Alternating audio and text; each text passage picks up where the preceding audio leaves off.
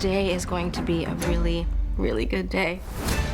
Change doesn't come without cost.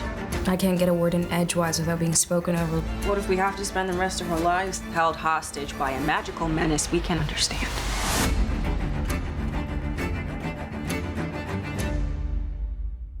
Hello, everybody, and welcome all to Charm's panel at WonderCon 2021. I'm Liz Kruger. I'm one of the exec producer / showrunners of Charm Season 3, and I'll be moderating today's panel with our esteemed cast, who need no introduction, although we're still gonna have them introduce themselves and say who their characters are. I'll just go across the screen. Why don't we start with you, Melanie? Hi, my name is Melanie Diaz and I play Mel Vera. Hi, I'm Sarah Jeffrey and I play Maggie Vera. Hello, I'm Madeline Mantock and I play Macy Vaughan. Hello, I play Harry Greenwood. Or my name is Rupert Evans. I did it the wrong way around.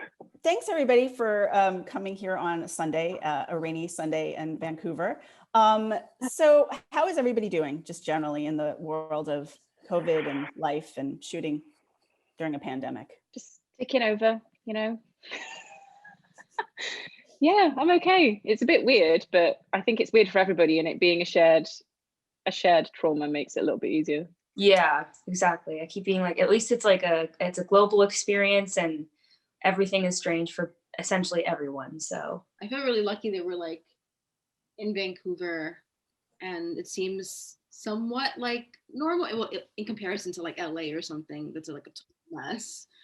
I feel really lucky to be able to be here and to like have somewhat of a normal life.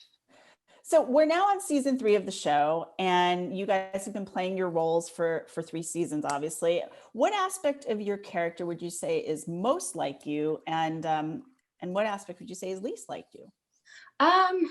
the empathy, the empathic side of Maggie is very much like Sarah. I also have 3 sisters, so that's an easy, Hey, thing. show us your charmed tattoo. Oh God, it's not. It is. No, it's not actually, but if you guys want to think it is, you can. I just tease her all the time. It's not a charm tattoo, but it is a 3, so So Oh, it that's could cool. it could be. Sisters. And least like me, I guess that she's going to school. Like, I don't think that that's going to happen in my lifetime, so it's cool to do that on screen. That's cool. Mel, what about you? I'd say that we're both pretty passionate people. Like we're like very intense too. I feel like I'm an intense person. And I feel like Mel is as well. But it kind of translates into like a passionate person, which I really like. And least like I don't think I can ever be a teacher in real life. Like, I don't think I could ever stand in front of a group of people and teach. My sister's a teacher, and I've always like admired her for being able to like stand up in front of a group of people and like do the syllabus. And it's a real skill that I don't think I could ever do. Madeline, what about you? I would say the similarities that I share with Macy, probably the sort of analytical, logical need. It's quite strong in us both.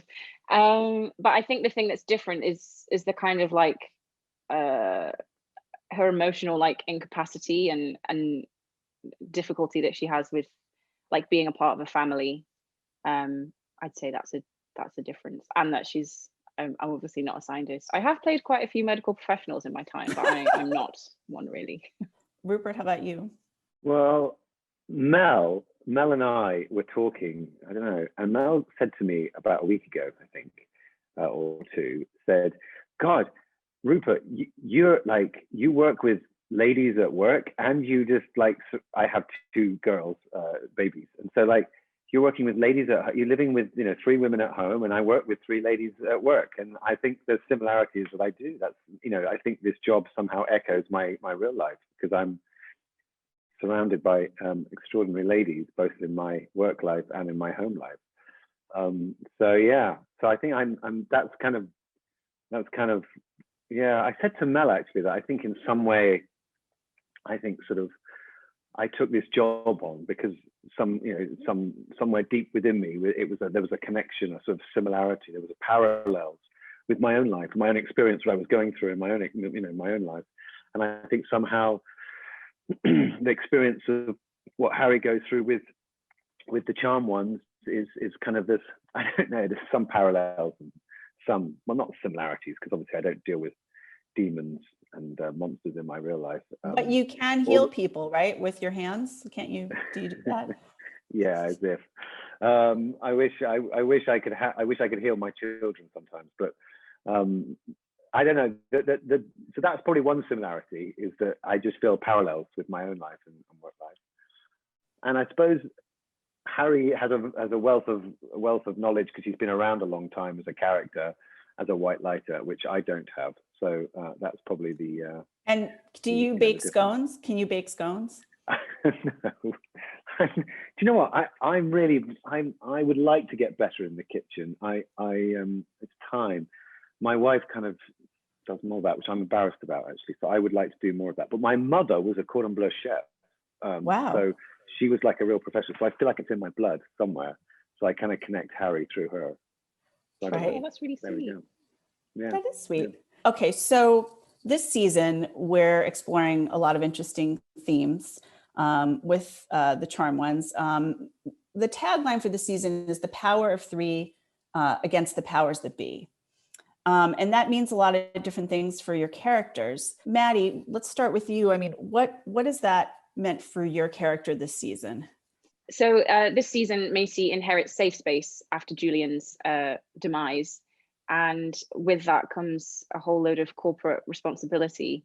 And so Macy's kind of fight against the powers that be is very much in a corporate sense, what it is to be a young Black woman in a boardroom and dealing with people who have biases and prejudices that they might not even be aware of, and what that means kind of day to day.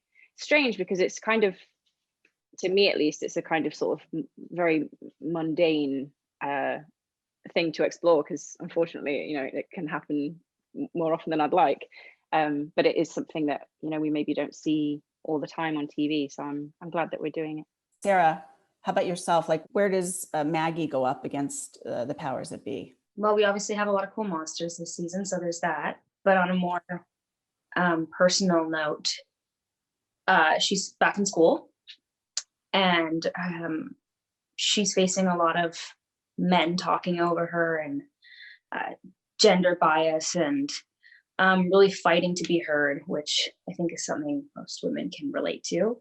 And obviously I can pull from my personal experience. So yeah, she's really just striving to be heard and seen and sort of change things for the better. And do you feel like do you relate to that in your own life personally as a woman at sort of in the working world? I think I started in this industry quite young as a young teen, and I was so used to, I didn't even at the time know that it was sort of innately upsetting, but so used to men dominating the floor wherever that may be, and leaving less space for women. And as I grow up, I kind of, thankfully there's been a bit of a shift, and I think we still have a lot of work to do, but I've sort of been able to see the transition happen as, or the change as I've been in the industry, and also grown to be able to say what's on my mind and speak up for not only myself, but other women when I see, something that doesn't feel right. Yeah, I mean, the storyline with your professor where Antonio's talking over in the classroom and then he calls you kiddo. I think I shared with you that I had a director call me kiddo as a showrunner of a show. And I was just horrified by it. And so it's just there is a transition. I am seeing it for women out there, even as a showrunner, from when I started 10 years ago to now. Things are definitely shifting in the right direction. So I'm glad we're able to explore these issues this season. Mel, how about for you? She goes back to teaching, which has been really exciting for me because I think it's the perfect vocation for her. She really, really is enthusiastic about her students and teaching them. However, there is a bureaucracy problem where she feels like she wants to teach a certain book, and the dean doesn't want her to teach that book for whatever reason, and she has to stand up to the dean. I think it's just like Mel kind of standing up to like the powers that be, which is like academia, and like there's like a whole new like old rules, and Mel's trying to recreate the system by introducing new books, and it's really cool for her to like go up against this new system. And it's also really hard because I think it kind of like tests her in a way that she's like, am I going to do this? Am I going to be the one that's going to, you know, dribble the waters? But she is brave enough to do that. One of the things that we talked about, I think when we all met at the beginning of the season with all of you and brought you into the writer's room was, you know, this idea of, you know, when you know that change needs to happen, how do you effect change, you know, when you have very little power, what appears to be little power. And that's one of the things that we're also exploring this season, which is the interesting dynamic between the charmed ones in the magical world versus in the sort of human world, which is, you know, the charmed ones are the most powerful beings in the magical world. But as young women of color starting out in the real world, they're essentially starting from the bottom rung without power and having to make their way in the world. And so I'm just wondering, what do you relate most to about those themes? Even though you are, in some ways, you have power as actresses, you know, at the top of the call sheet, but you're also, you know, you're sort of straddling those two worlds as well. I just wondered, how do you metabolize those themes in your daily life?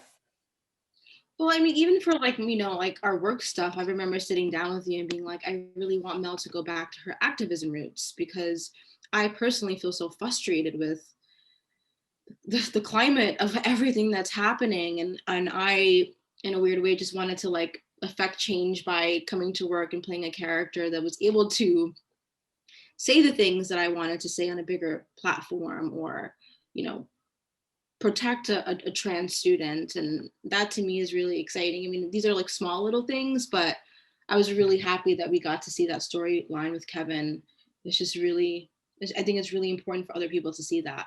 I think the mental health storyline for Maggie has been really quite important to me this season. And I'm really glad that we've continued to develop that, because I think it matters to a lot of people. And it's been such a wonderful thing seeing people really respond to it and feeling like they're seeing themselves. And that's something that I wish I had had. So being able to give that, no matter how big or how small, no matter how many people it affects, has been really important. I try to, in my own life, I try to use my platform to be open and brave and honest, because I know how much that would have meant to me as a youth, not knowing, sort of being just overwhelmed.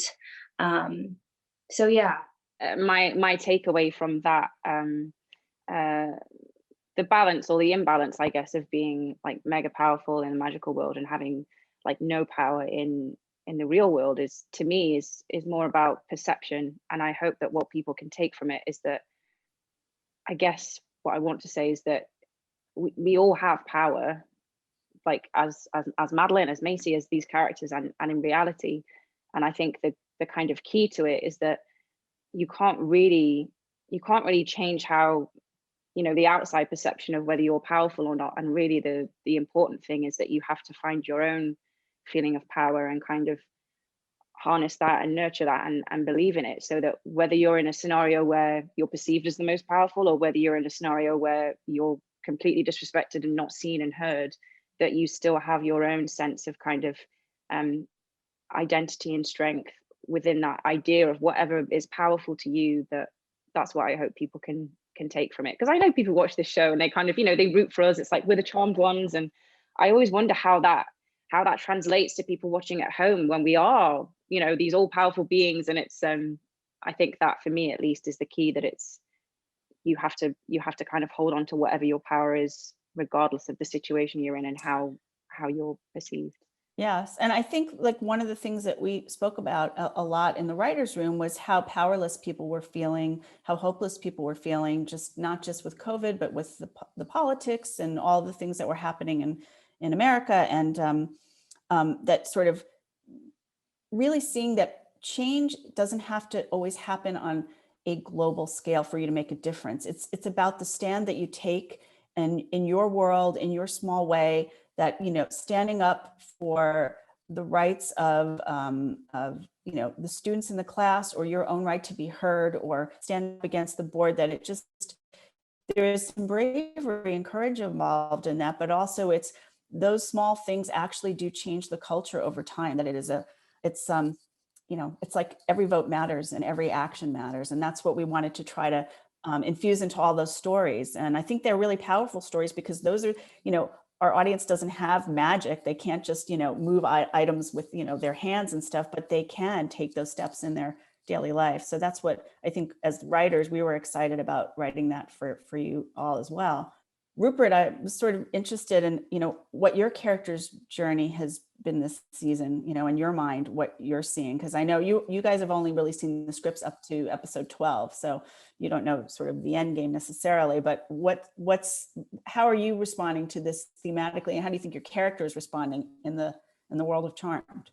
Well, it's interesting because I think for Harry, there are sort of, you know, broadly, there are two sort of main sort of paths that I think as a character you Liz have kind of focused on. One which is, as we've seen, you know, once the you know, the dark lighter has gone, his sort of other half has now truly been sort of killed, and he now is looking, I think Harry is now kind of looking forward to try and work out who he is as a half, and whether he accepts that, and how he accepts that, and how that really affects him and his relationship, Harry's relationship with Macy, and how they go forward now.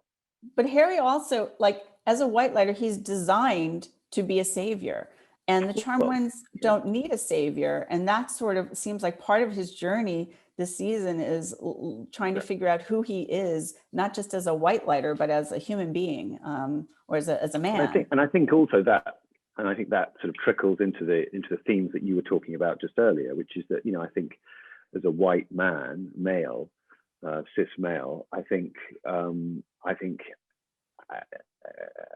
Harry as the character, and actually even me as Rupert, you know, we have to listen more and acknowledge, you know, acknowledge the sort of, you know, what's happening, and really kind of, you know, listen and acknowledge what's occurring, and accept that the privileges of the past that I and Harry has perhaps had as characters and as people, that that needs to be acknowledged, and for change to happen, I think that has to be accepted. And so what's been really great within the show, I think those themes for Harry as a character, that's affected Harry and Macy, and there's, you know, real moments that he has to acknowledge as a character, which, well, the fans haven't seen those episodes yet, but that's been really exciting for me.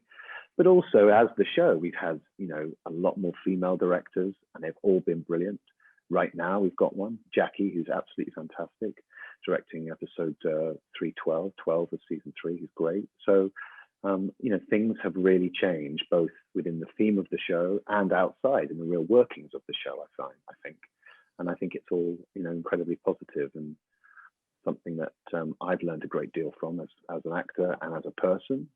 And I think Harry's learning as well as a character, understanding the issues that these, you know, the Charmed Ones go through, and trying to understand and reflect on that, and how, you know, how he as a character can change and affect change for the better as well. I mean, the great thing about this show that I've experienced just writing for all of you and working with all the writers is that we do have a chance to explore the current themes, you know, of the world, you know, and one of them obviously is the fact that we're in the middle of a pandemic, which has changed our lives in so many ways, including the fact that we're doing this panel online in these little boxes. But So as everybody probably knows at this point who's watching this, we incorporated, not literally, but metaphorically, the pandemic by this allergy that the charm ones have to each other and other magical creatures. But what is it like working in the time of COVID on a set? Can you give the fans a little bit of sort of that, like what does a day look like when you get to set? Who wants to answer that one? Well, we get swabs up the nose almost every day, so that's nice. Little good morning, 4:30 a.m. on a Monday, straight up the nostril. So wait, so like just paint the scene. You drive in, you come to set, and where do you go? On a Monday morning, we would go straight to testing, check in on the phone, put in your temperature, which is actually a newer thing. And then if you're clear, if you don't have a temperature, you get to go to work.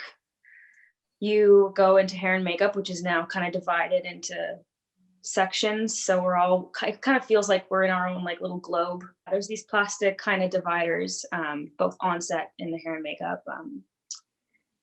All of hair and makeup, everyone's wearing a mask. So that's also strange. We have new crew this year that I don't think I would recognize on the street because I don't know what they look like. After hair and makeup, we go to set and we're private blocking with our masks on. So that's also strange. Sarah was in a bookshop recently and saw Amanda, who is our script coordinator. Yes. And Sarah started going, Sarah. And Amanda's children said, "It's a crazy woman shouting your name, Mummy." And because they all had masks on, nobody recognized anybody. She didn't realize. Amanda was telling me this. It was really funny. That is hilarious. We were on a plane with Kate Burton, who plays Celeste, and she was so masked up, and we were so masked up that we didn't recognize each other, and we never. I only knew that she was on the plane because when I got down to like after baggage claim, I saw somebody holding her name up, like to pick her up, and I said, "Craig, Kate Burton was like sitting behind us on the plane, and we didn't even recognize her." I know it's a very strange time. Very strange. But so, sorry, I just want to say that I feel very lucky, and I know we all do, us four, because we get a moment where we take our masks off. Obviously, in that moment of filming, we've done the rehearsal. We often wear our masks in rehearsal, so that's fine. But when we actually shoot and we, and we sort of turn over, we obviously take our masks off. But the crew, have to wear, protective glasses and masks, and it's called doubling up. So you hear the cries of double up as soon as the masks come off, and the whole crew have to double up. And so for them, it's often 13, 14 hours a day wearing a mask. It's incredibly hard for them. Yeah. So we find we're lucky because we get little breaks where we actually do the scenes. But for the crew, it's really, really tough, and they've done. It's extraordinary what they do. This season thus far, like what stands out as like the most fun scenes that you've had to shoot this season? What about getting covered in goo at 2 a.m. on a Friday? Oh. You remember I remember Mel. I don't know if fun would be the adjective that I do. No, that's what I go to. Okay, memorable. Let's call it memorable. I mean, that was we'd built a forest on the set because those are things that we can do in film, and I'm very grateful for you doing that because it means that we don't have to go into the actual woods. So yes, we were inside but in the woods, and we had to get covered in goo, and it was a kind of a one go only. So we had to be very meticulous about where we needed to stand, and I think just the build up of that kind of like, oh my gosh, I can't believe we have to do this, was quite a lot. I remember actually, Rupert, you were being like, oh, I'm not bothered. And then right before we went, you turned to me and Melanie and you were like, I'm really concerned and really concerned. it's that weird thing of the unknown, these goo guns, these big goo guns. Cannons. And they were literally tipping in gallons of goo. I just thought, this could go really wrong. I mean, I don't know what, It's hilarious. I'd say that is actually like a classic charmed moment for us, for the four of us, where we look at each other and like, is this really? In fact, we had one the other day. What did we do? Oh, we were in a cave and we were all looking at each other being like, is this is our job, this is our job, this is normal. There's so many you just have to stop and be like, interesting that I get paid to do this. There's a lot of kooky stuff. Yeah, we've Yeah. had Vines. Vines was another one. Being, Oh, we've yeah. had them all, haven't we? The Vinage. Yeah. That's coming up. And actually, being tied up. shout out to the crew who were able to kind of maneuver and organize all of those contraptions, because it's quite cool and clever a lot of the time. Mhm. Yeah. I know. I don't think people Calm. realize that we shoot a new episode every 8 days, that we are prepping an episode, and you guys are learning the script for the next episode while you're shooting the current episode, that we've got a crew of special effects, visual effects, stunt coordinators that are, it's all happening simultaneously. And it's crazy, the machine that it takes to make this show every week. Well, I get to play without giving too much away, not a mirror version of basically a doppelganger. You have a fight sequence with yourself. Yeah, I have a fight sequence with myself. Basically, I'm battling myself. I'm excited for people to see what that other half looks like, because it was so crazy and so fun to see. I was like, oh my gosh, it was very creepy, Grudge And creepy. this will you tell us about the stunts and how you prepared for that, those fight scenes? Because I think a lot of that stuff was you. I mean, doing some very cool moves. Mhm. Well, I had stunt rehearsal with our great stunt team, Paul Wu and Tally, my stunt double, and Louise, who there were a few of us in rotation because of the complexities of it. But I learned one half of the fight, and then I had to turn around and learn the other half. We did one half one day and the other half the other day. But I seriously had so much fun just being this feral, wild. You were amazing, hilarious. Thanks. That was It really was fun so to crazy. watch. I was literally rolling around in the mud, but I felt I don't know. I just felt like this is what it's about. I get to do these things and just, yeah, I hope people enjoy that. 'cause And it you was- have the current episode we're shooting, you get to do something pretty kooky too. I know, which I also, I had so much fun the other day with Maddie, and do just a little taste of that episode. I'm really excited to go into. Well, here's the the thing. rest of it. I have no problem. I have no thanks. problem just giving a taste of it, which is that you are inhabited by Yeah. not one but two ghosts who are Three. actually. Oh yes, but two of them are actually having a fight with each other. Yes. And So it's a you lot are of the huh, vessel. huh, ah. Which is, I feel like that's a dream for an actor, is to just, I don't know if anyone's seen Orphan Black, but the fact that she plays 8 versions of herself, it kind of reminds, yeah, it's just really cool. I feel like it's a real challenge, but something I can sink my teeth into, as it were. We're always trying to find fun things for you guys to do. Like when Mel had to be the Kion last year, we my were God. like, this is good. I know that was really intense, but it was It fantastic. was great. It was great. Yeah. Yes. It was. You were a very believable Kion. Yeah, it's true. I was gonna say episode 7 to me has been by far the most heady, because we're watching other versions of ourselves. So we had to do the current version and that version and just learn a lot of lines. And it was pretty trippy to have our doubles just exactly how we are and then play that side. And it was just I was really impressed with us as a cast. Yeah. Yeah. That's Totally. That was, it The was degree of really, it was like a difficulty. puzzle. yeah. And wait till you see the episode. It's really fun and fascinating to watch all of those moves.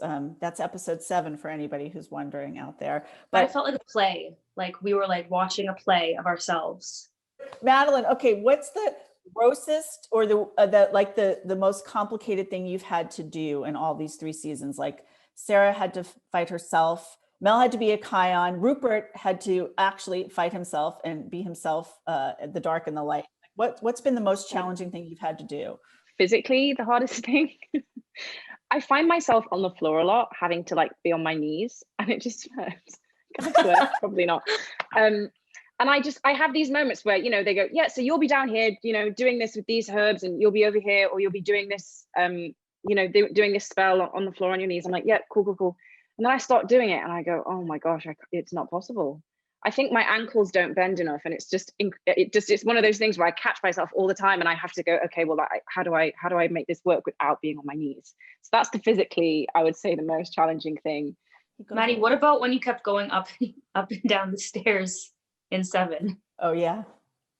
Actually, that was so. I had to. Well, we all did. We all had to wear the camera. But you were going nice up and down surprise. the stairs. Yeah, so I was wearing the Steadicam with the camera here. And running up and down the big stairs in the command center. It was really difficult. It's really, I mean, it's just really, really heavy, and there's no like redistributing the weight because you're just wearing it. Yeah, there's a lot of like camera tricks and stunts and interesting things like that people definitely don't know. Rupert, like, what has been the most challenging thing you've had to do? The most challenging thing, I think, is, and I'm really grateful because it's happening less and less. In season 1, I had to pick up a lot of people from the floor. And often what happens, people don't know this, but in television, when you wear costumes, they just kind of what we call, they make it TV tight. So everything's just a bit too tight to make you look good. And so every so often I had to pick up somebody. In season 1, I split my pants, my trousers. I split them completely, picking up a character. So that's happened. So I'm really glad I don't have to pick lots of people up anymore, because I used to split my trousers all the time. That is so funny. Now that we know that, we're going to write more stuff where you have to pick up a lot of people. I just like, yeah, God. So I used to have to pick up a lot of people, but thankfully I don't have to do that so much now. But what about like the scene, like the sword fight between Harry and the Dark Lighter? Yeah. Well, I've had to do a lot of that. Where we did it in season 2 as well, where I have to fight both as the Dark Lighter and the White Lighter, and like Sarah, you have to learn both sides, very, very thoroughly, and then you do one side and then have to go and change your costume. It's really weird doing it on the other side, having just done it. It's really weird. But Paul Wu is amazing, our stunt coordinator, who's an extraordinary man. So yeah, and we all have doubles. So I had double of me and a double of Dirty Harry. So I had like 2 doubles. So there's 4 of us. It was kind of crazy. But yeah, that's been very, very challenging. All wearing the same costume. So people start thinking, and actually that's one of the hard things about my job, is that when the ladies all have their stunt doubles in, I sometimes go and talk to them and talk to them about the scene, thinking it's Mel. And so I go, Mel, I need to talk to you about this. And then they turn around and it's actually Tamara. And I'm like, oh, Tamara, sorry. And then, it's really embarrassing. A lot of you have like talents that you shared with us that we were able to incorporate in the show, like Sarah's dancing, which has been really fun. And Sarah got to sing and Maddie's gotten to sing. But so here's the question, Mel and Rupert, what are your secret talents that we should be incorporating into the show? I mean, I always say I don't really have any talents. No, that's not true. No, but I used to say that if we ever did a musical, I would rap. But I think I would love to like interpretive dance in an episode. Maybe like I could be a part of Maggie's project. Yeah. That is going to be the next thing we're writing. Hold on. I'm just going to tell Craig to start that script right now. Mel does interpretive dance. I think it'd just be kind of funny because like she seems so in control that like, what is it like for her to like express herself through like, Maggie's language, which is like movement. I love that. I totally love that she needs her sisters to participate in this and Harry. Yeah. Come on. Oh my God. Okay, I would definitely do it if Rupert does it. I'm only going to do it if Mel's with me. If Mel's with me, then she'll hold my hand. That would be so fun. I'm honestly, when I get off this call, I'm going to text the writers and say, can we put this in the next episode? What can we do with this? I have to be honest, because I feel like I think Mel and I are kind of in the same camp, because I think I'm right in thinking that both Sarah and Madeline have kind of like, you've done dance training, I don't know, dance school, I don't know, dance training. Yeah. And I don't know about you, Mel, but I certainly haven't.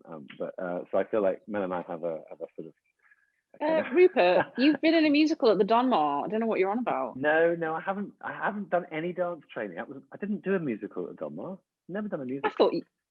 No. Are you sure? You're lying. No. I've never done a musical professionally. No. I feel like no, Rupert sadly, no. practices in have. front of the mirror No, with like no. with a cane and a top hat.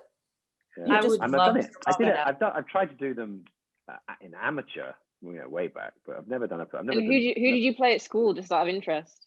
Oh, I played Maria in The Sound of Music when I What? was at school. What? I played Maria. Also, I played Dorothy in The Wizard of Oz. That was my first ever show. Did you have Age pigtails? 7.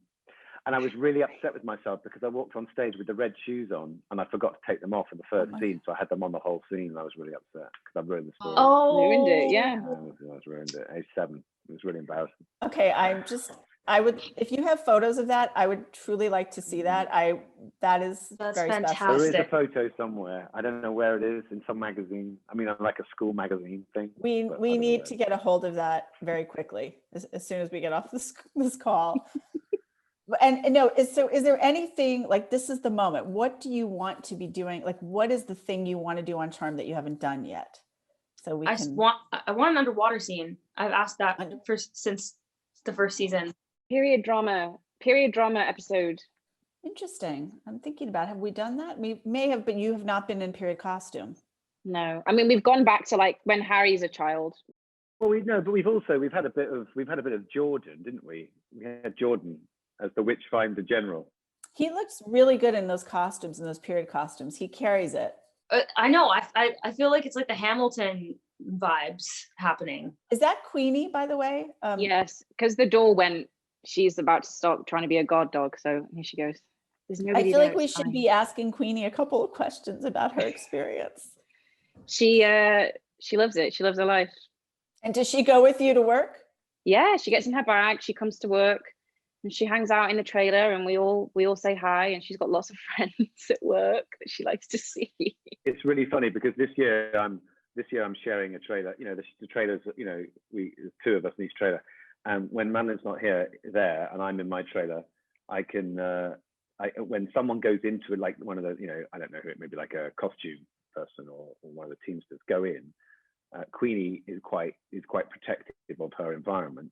And once or twice they've run out the trailer, quite scared of her. They're like, "Oh God, what is going on?" And Ali, the teamster, ran out last week, and I heard him say, "I am actually really scared of that dog. I'm not going in there." So it Oh was my really God, cool, that little thing. Queenie. Yeah. Ali's She's she's not really a threat, but I do know she gets very protective over one of her bags as well, and so I have also experienced the wrath of Queenie, and I don't test her when it comes to But that, so I now, can the understand. Queenie and Sarah, I forget what your doggy's name is. Monty. Monty, of course. Do Monty and Queenie, like, do they Oh my God, he's so ever get chubby. together? They she's Do like, they?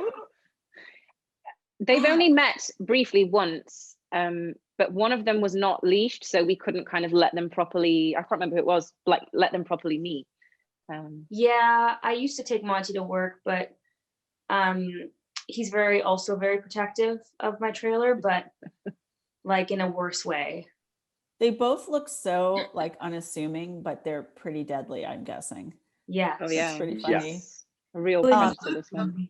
Rupert, you directed an upcoming episode again for the second time. Can you tell us about your experience directing on the series? But then I also want to hear from all the ladies what it's like to be directed by Rupert. Listen, I feel very lucky because it's been one of my, I've had one of my, dreams realized, and being able to direct and I genuinely, I mean this, I'm very grateful to Mel and to Sarah and to Madeline, because they are incredibly kind and tolerant. And I half the time I don't sort of know what I'm doing, although I think I have an idea, but I don't really know what I'm doing. And everyone's been very supportive. So to you 3 particularly, it's a big thank you. And I love it, and I love, it's really interesting doing it as an actor and then as a director, because it's as you say, Liz, it's 8 days an episode, so everything's very quick. Actually, it's a huge amount to get through. in a very short space of time, and it's really enjoyable.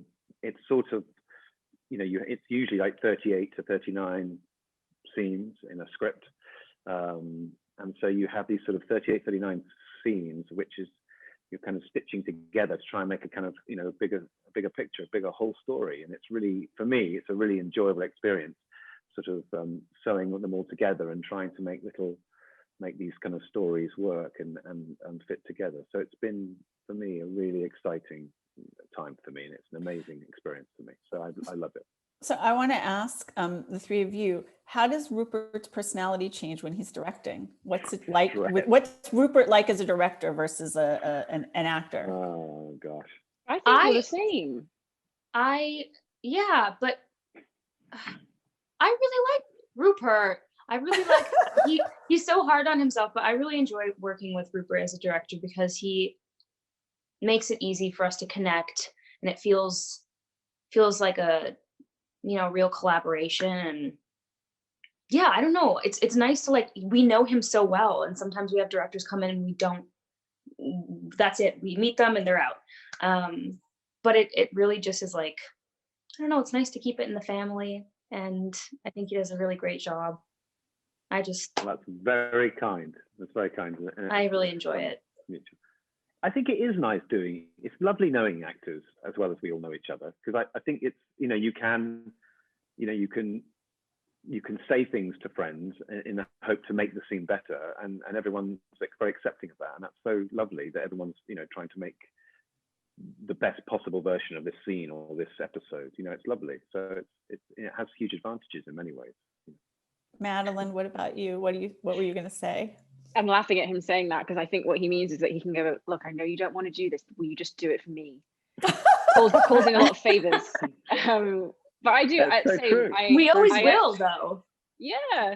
And I echo Sarah. I mean, Rupert, I love working with you as an actor and as a director. You're just kind of, you've got so much energy and so much passion that you kind of have to, like, oh, you know, it's like trying to get up to your level and trying to, like you say, you're stitching together all of these little pieces, and it is kind of like a puzzle, but also like the time is going, and so it's, you know, you want to get the best that you can in the time that you've got, and I think you've done amazingly well. So I'm excited to see all of your transitions in this next. Yes, well, he did a great job. Mel's transition is the best one in my episode. After the dropping of the book, Mel, it's amazing. By far the best. So yeah. Mel, did you want to add anything to that?